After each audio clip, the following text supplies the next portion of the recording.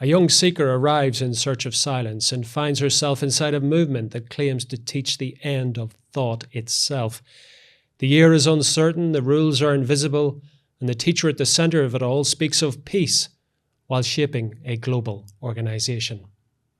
And somewhere between India, Hollywood, and the Himalayas, reality begins to shift. Here, meditation is never just meditation. It becomes devotion, discipline, celebrity, controversy, and something far harder to define. Let's enter the world of Maharishi Mahesh Yogi here on Things Visible and Invisible.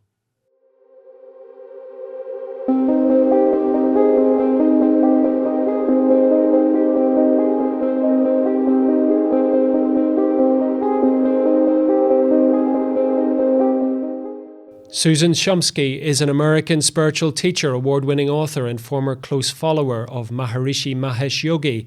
She spent over 2 decades in the Transcendental Meditation movement, including 6 years on the Maharishi's personal staff working in India, Europe, and the United States.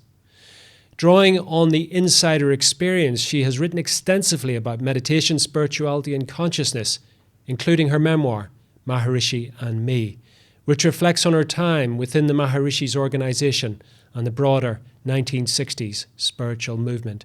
She joins me down the line from Arkansas. Susan, welcome to Things Visible and Invisible. It's a pleasure to be here with you today, Sean. Thinking about this interview tonight, Susan, I was wondering, is the Maharishi somebody of significance, somebody that we should be inquiring about, given his impact on the culture so many years ago? Well, he certainly was extremely famous in the 1960s and 70s, and he made a huge impact on bringing Eastern philosophy into the Western world. During his lifetime, he trained 40,000 teachers to teach Transcendental Meditation, and those teachers taught 6 million people how to meditate. Wow, that's quite an influence. I think, believe it or not, Susan, there'll be people watching this who have no idea who Maharishi was. So I think we better start at the beginning. Who was he? Where was he born? Where did he come from? Well, he was from India, and he came to the United States in 1959 and began traveling around the world with one objective in mind. That was to bring about world peace. That was his philosophy, was world peace. He used to always say that in order for the forest to be green, the trees must be green. In order for the world to be at peace, individuals must be at peace. And that seemed to make a lot of sense to me. I was a child of the Cold War. I was terrified that an atom bomb was going to fall on my head. And those of us who were in that position, we were looking for world peace. And also I was a hippie, and it was the 60s, So we were looking for world peace. We wanted to have a safe world. And when he came along with this philosophy that we can create world peace through just a small percentage of the population meditating, that sounded really good to us. So I was one of the many who joined the cult, if you want to say.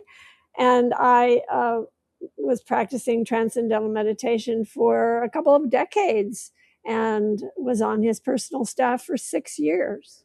Well, we're going to get into all of that, Susan, and particularly how you encountered it. But just backtracking a little bit, because he was born in India and he came to the United States in 1959. What sort of spiritual formation had he undergone in India? Well, Maharishi Mahesh Yogi was a spiritual seeker, as are many people from India. And he was looking to find a guru meaning a teacher, a master, whom he could follow. And his uncle told him about a great saint that was going to be visiting his village.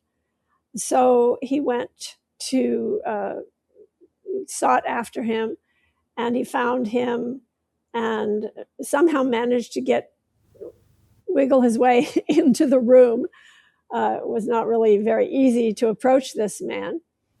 And he described that he was sitting in the dark with a bunch of people sort of on a porch outside.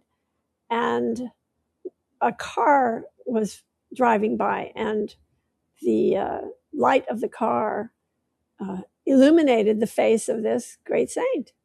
And as soon as he saw that, he said, yes, this is him. And he knew that he would be his guru. So he went, after he was finished with his education, he went and stayed at his guru's ashram. And his guru happened to be, his name was Brahmananda Saraswati.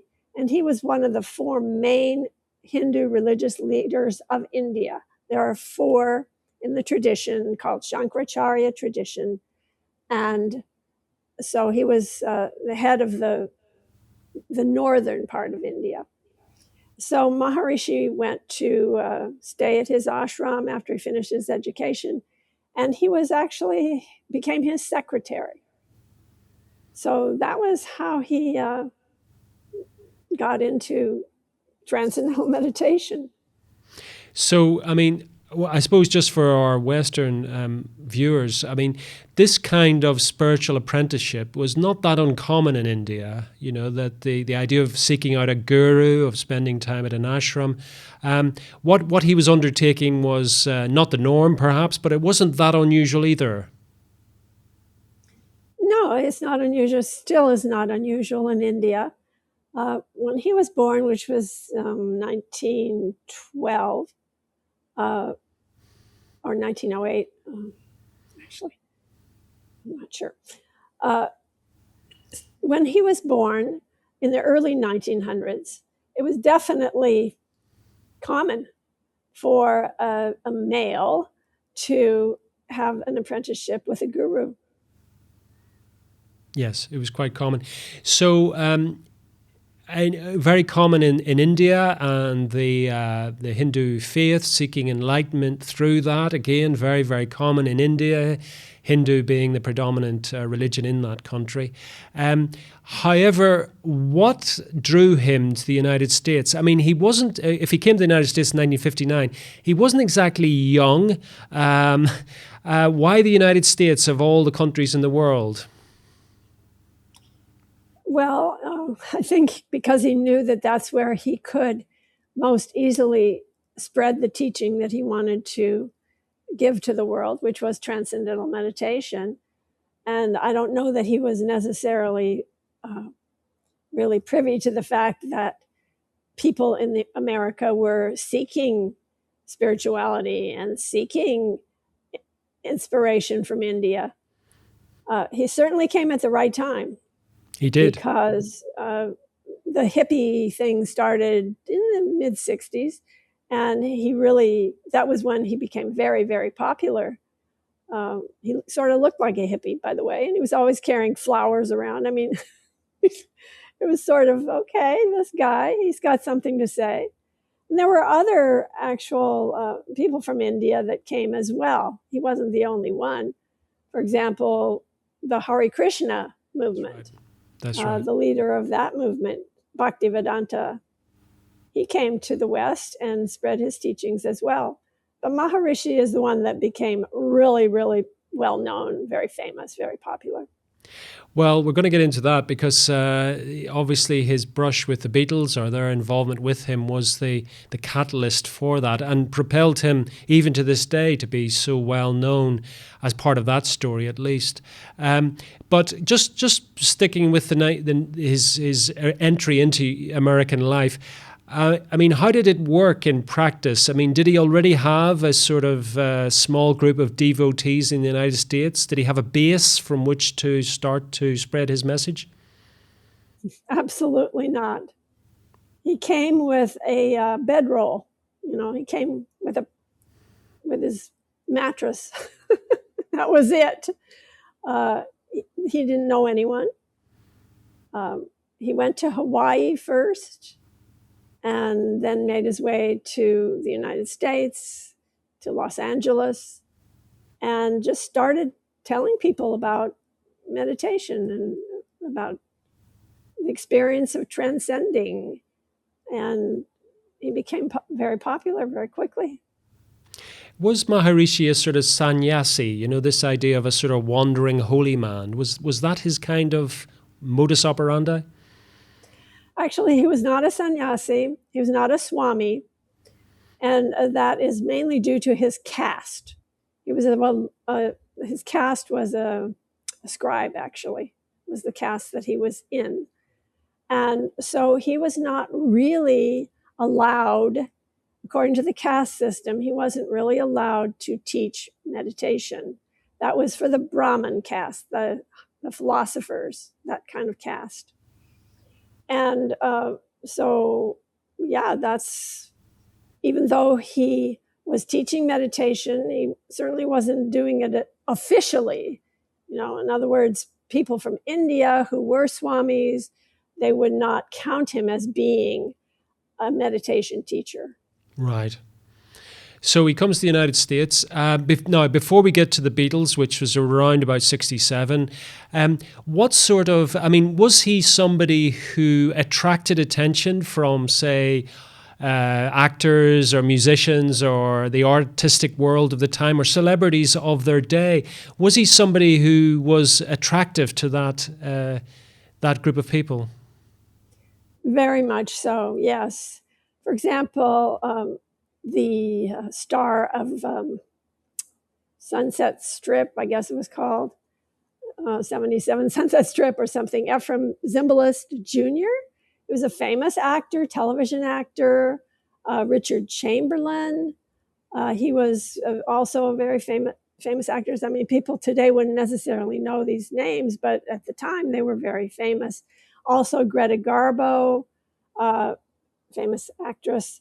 So, yeah, because he was in Los Angeles and because the people there were connected to famous actors and actresses, he did get into that kind of jet set, you know, that kind of circle. Yes. So he became, I mean, I don't mean this disparagingly, but he became sort of fashionable in the sense that Yes. The great and the good, the celebrities of the day would tell other celebrities, and no doubt he would go to the right parties, he'd be introduced to the right people. But again, this is all happening in Southern California. How did he make the leap then to here in England, and how did the Beatles come across him? Well, yeah, it was a big leap. He went on, I think, 5 world tours. He kept going around the world, and England was one of the main places that he was stopping as he was going around the world. And so people would set up lectures for him, and he just started teaching meditation, and just grew as a grassroots kind of thing. It was absolutely a grassroots thing. He was certainly not somebody who was on television or who anybody knew about. People just had great experiences with meditation, and they told their friends. So that's basically how it went. And then in 1967, that's when he met the Beatles. And how that happened was through George Harrison's wife, Patty Boyd, because she saw a small ad in the London Times of London, a small ad about meditation classes, and she and her girlfriend, another model, they were both models and actresses and so on, they went to take the class, and then Patty told her husband, George Harrison, about meditation and what great experiences she was having. And so George said to her, well, I want my own mantra. Mantra being, of course, the syllable or sound that people use in transcendental meditation. So George found out that Maharishi was going to be speaking at the Hilton, Park Hilton in London. So he got tickets, had to get tickets, and he got tickets for the Beatles and their significant others, except Ringo. He wasn't able to make it because his wife, Maureen, was in the hospital having a baby. But the other Beatles and their significant others came to the lecture that Maharishi gave, and they were very impressed with what he was talking about. And they met him after the lecture. They met him, and at that time, John said to Maharishi, we are really seeking a genuine spiritual experience. We tried LSD, and that didn't really work, but we want to have this spiritual experience. So Maharishi said to them, well, it's laudable that the youth of today want to have a spiritual awakening, spiritual experience, but drugs, that's not the way. So learn meditation from one of my teachers in London. And they said, no, Maharishi, we want to learn from you. And then George Harrison, I don't know if this really happened, but George said that he said to Maharishi, got any mantras? Because he was just fooling around, joking around with him. Maharishi said, okay, so if you want to learn from me, come with me to Bangor, North Wales. I'll be giving a retreat there, 10-day retreat, and you can learn meditation there. And by the way, it's starting tomorrow. So they actually went on the train with Maharishi, went up to Bangor, North Wales, went to the retreat, learned meditation from Maharishi. Unfortunately, they had to leave the next day, however, because their manager, Brian Epstein, that's right, unfortunately passed away. So they had to get back to London. Just pause there for a second, Susan, because you've told the story wonderfully about the Beatles interaction and how Maharishi came to London, etc. But I think just to clarify a few things for people, we've talked a lot about Transcendental Meditation. What is it? So Transcendental Meditation is a method of meditation that Maharishi taught.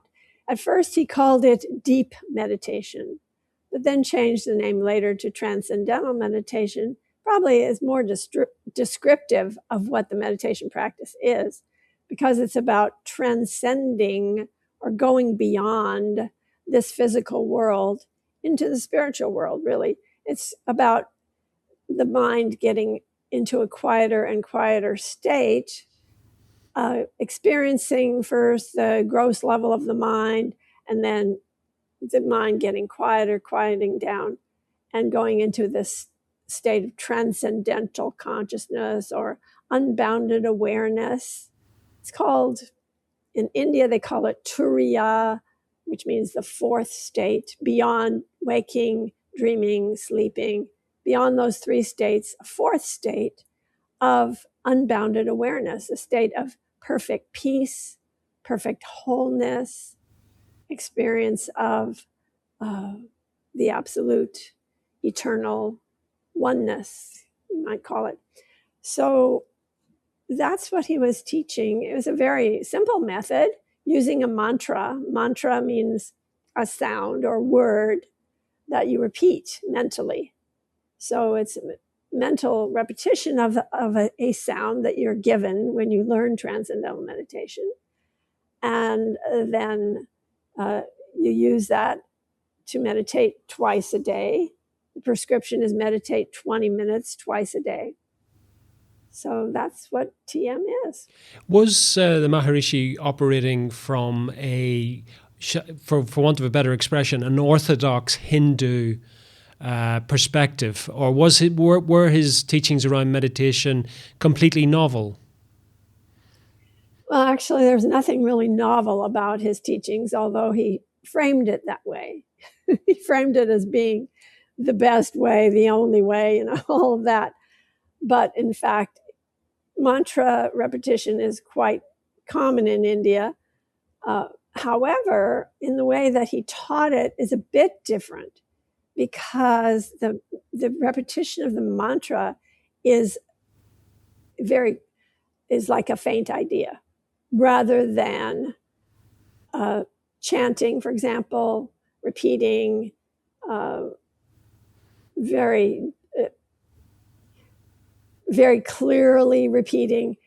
it's more of a relaxation technique. Right. So that was novel. Yeah, there was something novel about it. But he was teaching something very ancient. And the mantras that he was teaching were not at all unique. They are mantras that are well known in India. They're actually, to be specific, they're what they call tantric mantras. That's the tradition that they come from. Now, when you say that, Susan, I mean, are we sort of moving in the direction of something more occult than purely Hindu? Hinduism is occult.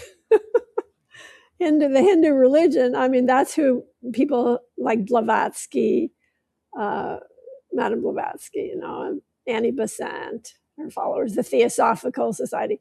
That was all based upon Hinduism. So that was a cult.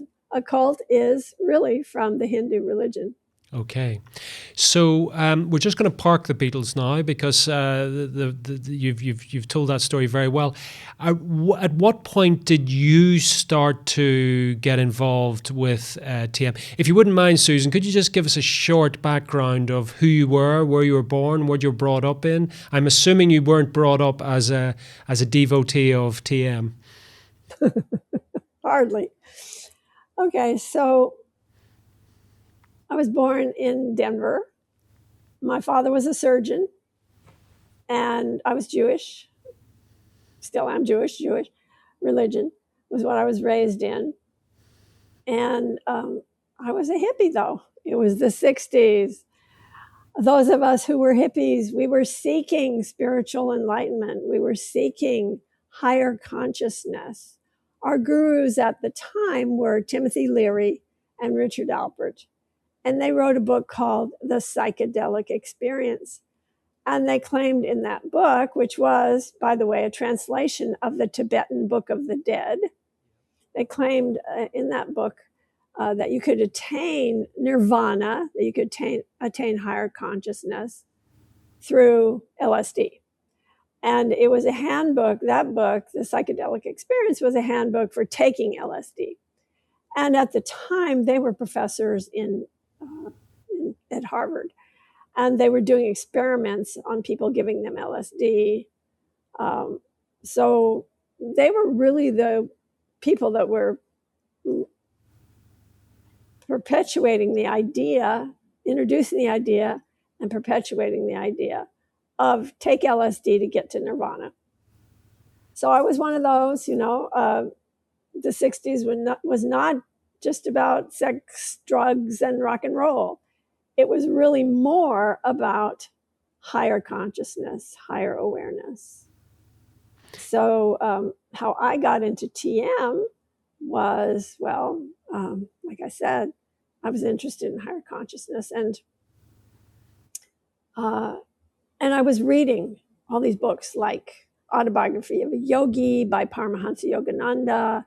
I was reading the Buddhist scriptures. I was reading Alan Watts' books, Yes. The Way of Zen, and other books by Alan Watts.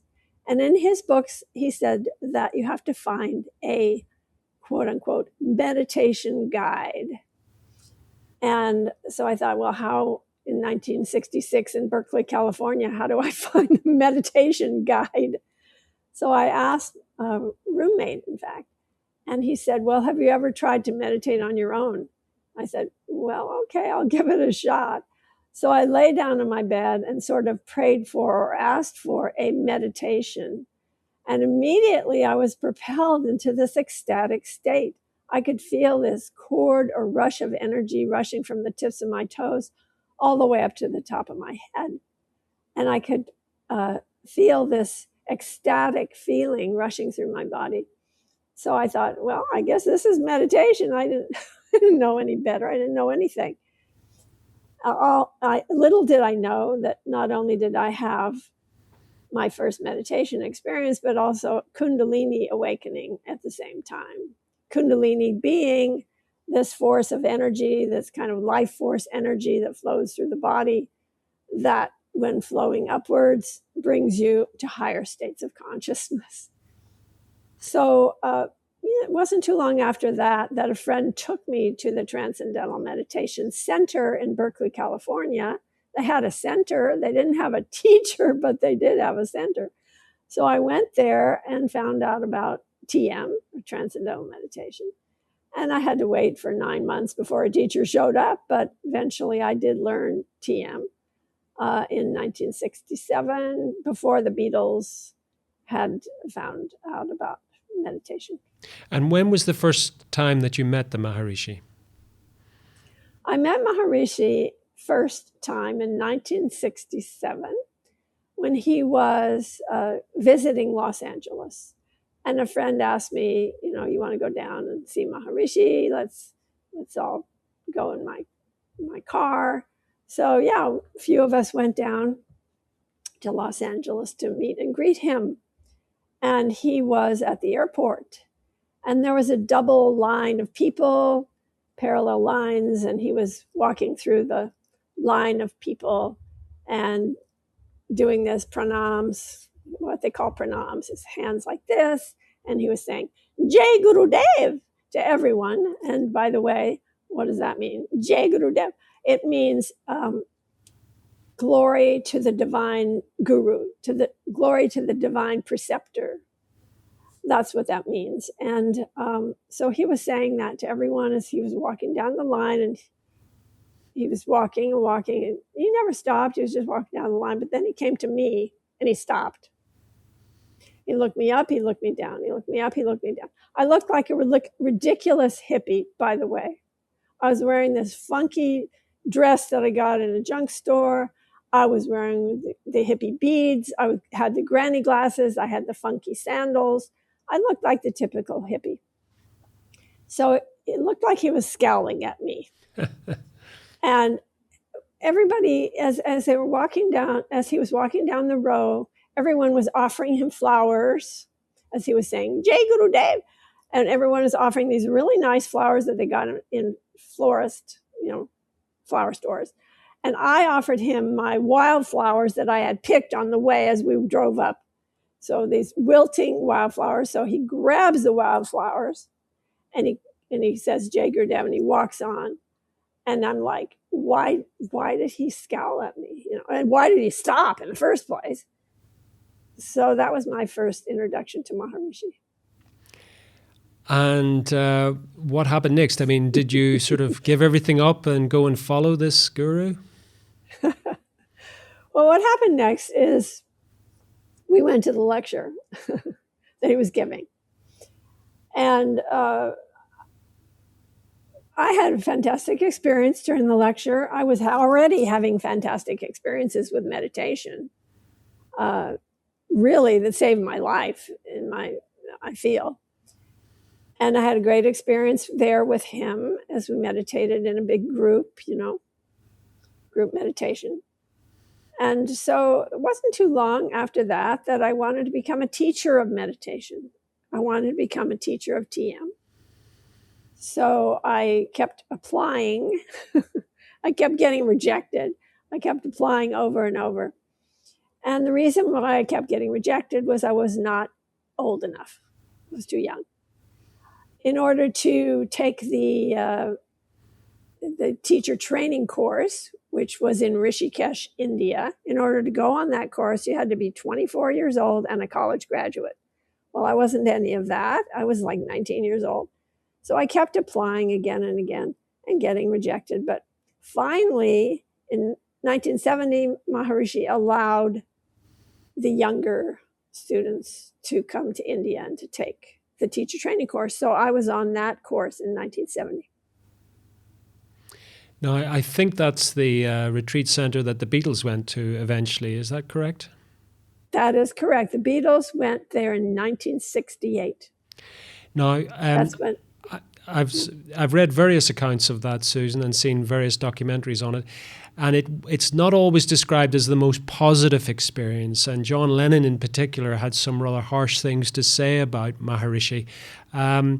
Did you see any negative side to him when you were visiting?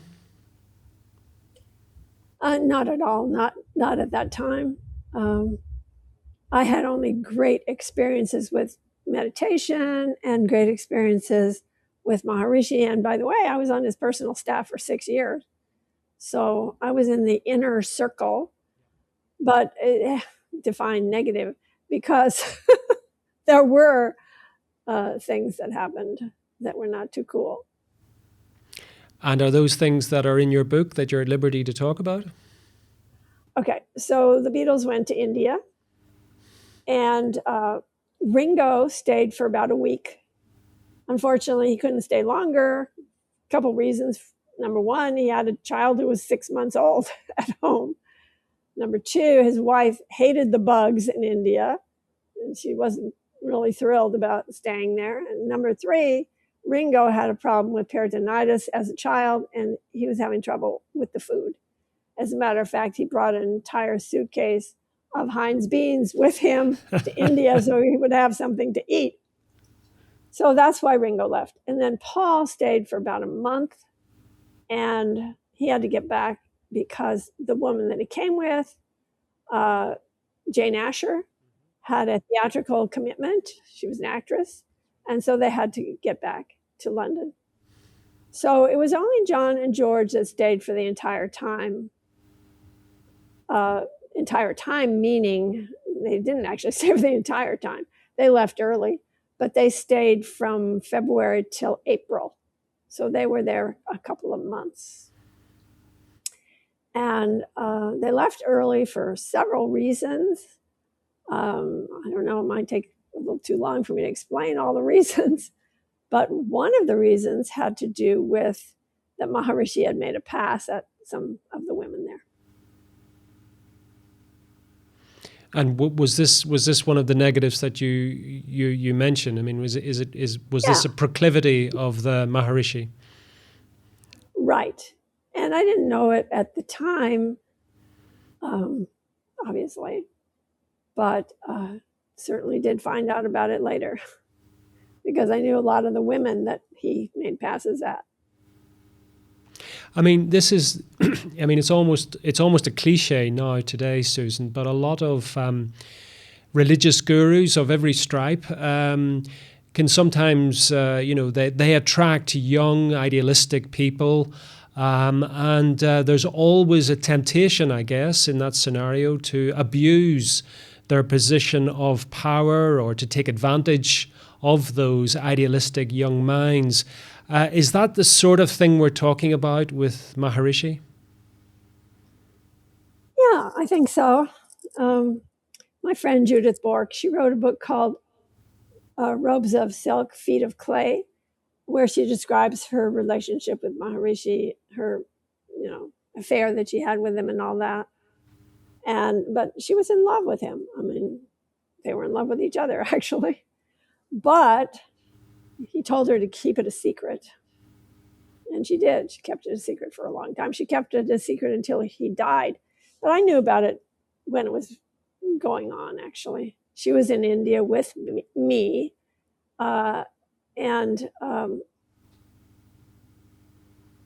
Actually, I didn't know at the exact time that it was happening. No, you were in the inner circle. Okay, let me start again on that. Sorry, please. I found out about Judith's relationship with Maharishi in about 1971, 72, not long after it happened. It happened in 1970. I found out about it later from Judith and from other people that I knew who Judith had talked to about it. And there were other women also that I knew. And I was right there when it was going on. Absolutely. I mean, you were part of the inner circle. I mean, did you start to feel there was a disconnect between the teaching, love and peace and harmony and self-fulfillment and all of that, which came in the whole transcendental meditation world, and a guru at the center of that who, shall we say, was, as your friend said, feet of clay? Yeah, well, the fact was the meditation technique was really great, and it still is. I mean, I still recommend people learn transcendental meditation, although I practice another method. And in fact, my books, I have 20 books in print, and my books mainly are about the other method of meditation that I teach. And it's a great method, but I think especially for beginners, TM is a wonderful method and it works. And even John Lennon, even after him being so bitter about Maharishi and all that, he very soon after he left India, he said, it works. He said, it's like brushing your teeth. He said, it's a thing that you do that really works. So he never disparaged transcendental meditation. He just thought that Maharishi was a hypocrite. And the reason, there probably would have been no issue if Maharishi hadn't declared himself to be Bal Brahmachari. Bal Brahmachari means life celibate. That's how it translates, as life celibate. And on his passport, if you see his passport, which is in my book, you can look at the passport, it says Bal Brahmachari Mahesh Yogi. So he claimed himself to be life celibate. And anytime anybody asked him about it, he always said, I am a monk, I'm a life celibate. But he wasn't. But that's not to disparage transcendental meditation. It's a method that really works. So, okay, he was a teacher of meditation. And okay, so when John Lennon got back to London, right after he and George left in a huff, John had a conversation with Paul McCartney. And Paul said, well, what happened? Why did you leave early? And John said, oh, we can't go following him. He's just a lech. And Paul said, what do you mean? And John said, oh, he was going after the women there and making passes at them and so forth. And including Mia Farrow, by the way, the famous actress. And she wrote about it in her memoir. It happened. Yes. And so Paul said, but who cares? He said he never claimed to be anything other than a meditation teacher. So that was what Paul thought about it. Paul didn't know, though, that he was claiming to be a life celibate. So it was hypocritical, but, the method that he taught was great and millions of people benefited from it. So I can't really criticize that. At what point did you disentangle yourself from the world of Maharishi? I never really disentangled. Personally, I probably would have stayed with Maharishi forever. But at one point, after I'd been on his personal staff for 6 years, he called me into his room and told me that it was time for me to leave. He said I was too dependent upon him, which is true. I was young and quite dependent on him. So he told me to leave, and I did. So, but I continued to be in his organization. I lived in his various communities for 2 decades. And one of the places I was living at was Fairfield, Iowa, which is where there's still a university there, Maharishi. The university there, it's called Maharishi University of Management. It used to be called Maharishi International University. It's in Fairfield, Iowa. And he has a whole community there, an aging community. But he also has a university there that young people come and they go to college there. If I may say, Susan, you come across a very balanced person, but many people would have gone to India, been as devoted to the guru as you were, and then been extremely disillusioned. Had their whole faith shattered perhaps by learning, to use your word, that the Maharishi was a hypocrite, at least, if not worse. You seem to be rather sort of balanced about that. You don't seem to have rejected him in the way that some others have. No, I don't really. I don't really feel that he was evil or anything. He was a guy, He was a man. He was attracted to women, and he made passes at women and had affairs with them. He didn't make a pass at me. I wasn't his type. So, I probably, maybe I'd be more bitter if he had made a pass at me, but he never did. And Judith, by the way, the woman who really came out in public and wrote the book, Robes of Silk, Feet of Clay, she doesn't have any negative feelings toward Maharishi. She loved him. Yeah. I think she feels pretty much the same way I do. So just to bring it up to date, when did Maharishi die? That was in 2008. And by then, how large had his spiritual movement grown to? Well, I actually don't know the figures. All I know is that there were 6 million people who were taught meditation during his lifetime. But I can't say what the figures were of how many were meditating at the time of his death. Sure, but he was about 90. He was 90 years old when he died.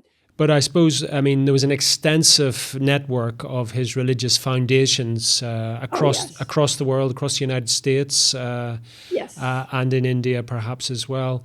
Yes. I think there's probably at least 2 Maharishis in terms of popular consciousness. There's the Maharishi who is forever connected to the Beatles story and is a little bit of a side note to other things that were happening with the Beatles and a sort of interlude and very little else. And then there's another side, the one that you're much more involved in, which is this man who came to the West, introduces a form of meditation exposes a form of meditation which is well known in India to a Western audience and finds an audience. What do you think is the legacy of Maharishi?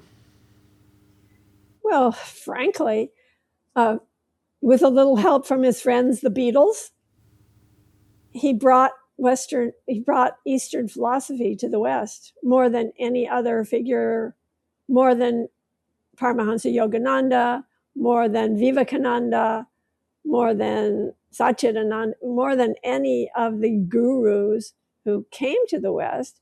Maharishi had the biggest impact on bringing Hinduism to the West, even though he didn't call it Hinduism, even though he claimed it was a mental technique, even though he claimed that the mantras were meaningless sounds, which is not true at all. But he brought Indian philosophy with him. It wasn't just the technique of meditation. It was also the bringing the teachings of the Far East to the West. And he was the biggest proponent of that. He was the one who did the most to bring that, but it was through the Beatles. If the Beatles hadn't come along and been his disciples, it never would have exploded the way that it did. And by the way, it didn't explode during the time the Beatles were with him. It exploded starting in like 1970, 70, 71, 72. That was the time. That was long after the Beatles had already left Maharishi. But their influence, because of the songs they wrote that were influenced by India, especially George Harrison, obviously. So it was a tremendous Indian influence that came into rock, into pop culture, raga rock, what they call raga rock, and George Harrison studying the sitar. That's right. With Ravi Shankar and his disciple. Would it be fair to say, Susan, that from what you said earlier, that Maharishi, when I think of Maharishi, I don't think of somebody who really brought Hinduism in any recognizable form to the West, although there were aspects of it. But as you said, that Hinduism and the occult are very closely aligned and it's hard to differentiate. I see Maharishi as one of the sort of forerunners or the fathers of what we term today really New Age. Is that a fair estimation of his place in history?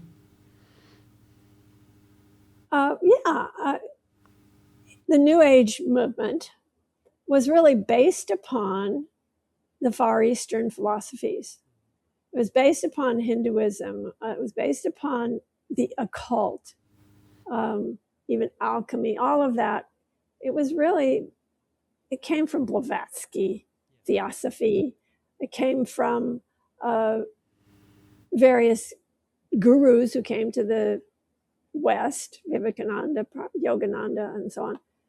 And having been a hippie in the 60s in the San Francisco Bay Area, which was the hotbed of the New Age, Bhaktivedanta, Hare Krishna, it was all part of it. I mean, you would go to the Love-ins, you go to the Be-ins, and I went to them. I would go to Fillmore Auditorium, go to Avalon Ballroom. Bhaktivedanta is actually giving a lecture at the Avalon Ballroom. And Raga Rock, it's all part of the New Age. And it was from the Far East. Yeah.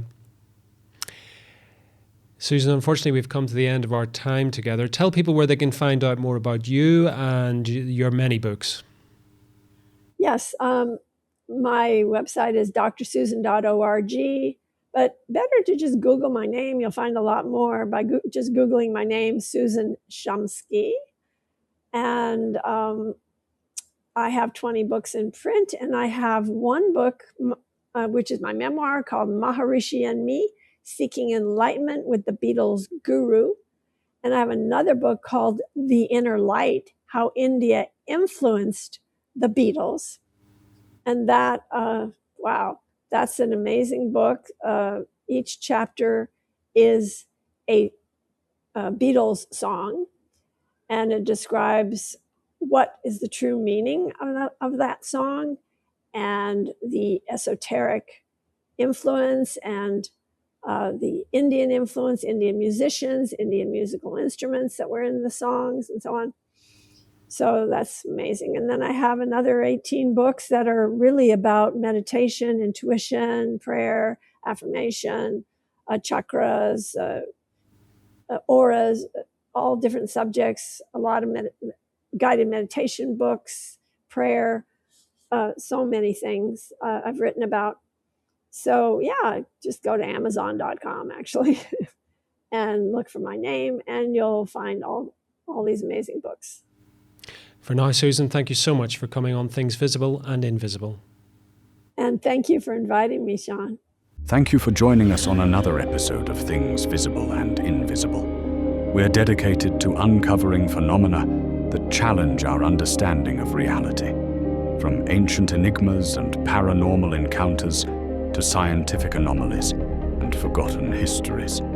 If you enjoyed this journey into the mysterious and unexplained, please consider subscribing to our channel and hitting the notification bell to stay updated on future explorations. Have a personal experience or story that aligns with our investigations? We'd love to hear from you. Visit our website at tvi.show and reach out through our contact form. While we can't feature every submission, we review them all, and your story might be featured in an upcoming episode. To support our continued investigations, please consider becoming a Patreon supporter or channel member. Your contributions make these explorations possible and give you access to exclusive content, early releases, and monthly behind-the-scenes discussions with our team. Don't forget to check out our merch store. We've got everything from TVI-branded t-shirts and hoodies to stickers and coffee mugs, perfect for showing your support while keeping the mysteries close. Thank you for watching, and we'll see you next time as we continue to explore the things visible and invisible.